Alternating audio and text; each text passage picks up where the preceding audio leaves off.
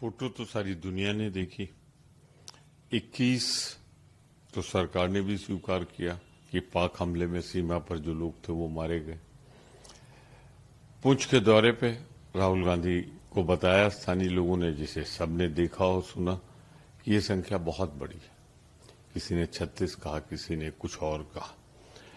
हम भारत के वीर जवानों के वीरता को और उनके द्वारा किया गया ऑपरेशन सिंदूर का स्वागत करते हैं, उनकी बहादुरी की दाद देते हैं। पर पूछना चाहता हूं इस सरकार से कि इस सरकार में जितने मुंह उतनी बातें क्यों? जो chief of the army staff है, उन्होंने सिंगापुर में कहा कि हमारा शुरुआती नुकसान हुआ। मिलिट्री अटैची ने बाहर कहा कि हां, हमारे विमान गिरे। और अब डोभाल साहब कह रहे हैं कि कांच का शीशा भी नहीं टूटा। विदेशी एजेंसियां तमाम कह रही। तो क्या डोभाल जी, ये आपकी सरकार के जुबान से 21 जाने की कीमत कांच के शीशे से भी कम है? उनके बारे में कोई दुख नहीं, कोई पीड़ा नहीं, कोई भारत का नुकसान नहीं। मैं सिर्फ इतना कहना चाहता हूं, भावनाओं से मत खेलिए, इंसानी जानों को इतना कम मत आंकिए। जो नुकसान हुआ है उसकी भरपाई होनी चाहिए। आप बताइए, 3 मैंने बयान कहे, chief of the army staff, military attache और डोभाल जी, आप 3 में सही कौन बोल रहे? भयंकरतम दुखद दुर्घटना हुई, सबने उसको गिरते हुए देखा। क्या रख रखाव में कमी थी? क्या जानबूझकर किया गया? कैसे हुआ कि वो कुछ सेकंडों में, 40-41 सेकंड में जमीन पर आ गिरा? और अब जो प्रारंभिक रिपोर्ट आई उसमें कहा जा रहा है कि दोनों इंजन की फ्यूल सप्लाई बंद हुई। ये कैसे हुआ? जब एक आदमी टिकट लेके बैठता है तो उसकी सुरक्षा की गारंटी वो सरकार करती है, जो मेंटेनेंस करती है। अहमदाबाद का वो विमान करता है जिसका मेंटेनेंस होता है, वो पायलट करते हैं। आखिर 270 से ज्यादा जाने जिस हादसे में गई हूं, उसका गुनहगार कौन है? दोषी कौन है?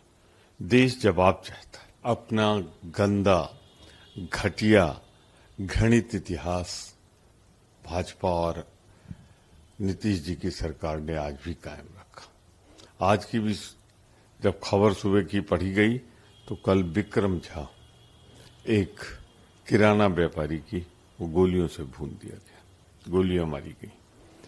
क्या हो रहा है बिहार में? क्या कोई कानून व्यवस्था नहीं? जंगल राज छोटा है, वहां तो आतंक का राज चल रहा है। ये भारतीय जनता पार्टी जो दावा करती है, सब कुछ तो उन्हीं के पास है। और मुख्यमंत्री जी, नीतीश जी, अब तो जाग जाइए। आपको क्या अचेतन अवस्था में रखा गया? आप पूरी तरह काम नहीं कर पा रहे। आपका नाम तो सुशासन बाबू था, ये कुशासन कैसे हो रहा है? वो आप कुछ बोल भी नहीं पा रहे। क्या हुआ है आपको? सर, महाराष्ट्र के एक मंत्री का वीडियो वायरल हो रहा है जिसमें उनके जहां पर वो बैठे हुए हैं वहां पर नोटों से भरे बैग रखे हुए हैं। मंत्री जी आराम फरमा रहे हैं अपने घर में, बगल में नोटें छांक रही गड्डियां। महाराष्ट्र के लिए कोई नई बात नहीं। वहां तो लूट रिश्वतखोरी से समझौता करके ही सरकार बनी थी। भोपाल में नरेंद्र मोदी जी बोले थे वहां हजारों करोड़ का घोटालेबाज, तब वो एनसीपी में थे, विपक्ष में थे। चक्की पीसिंग, और हुआ क्या? उसी को बना दिया आपने उप मुख्यमंत्री और बना दिया आपने पैसे वाले विभाग का मालिक।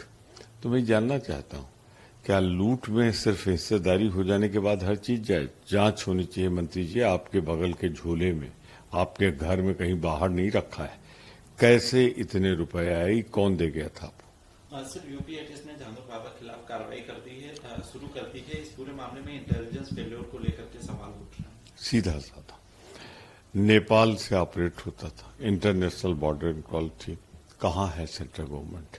कहां है उसकी एजेंसियां? दूसरा,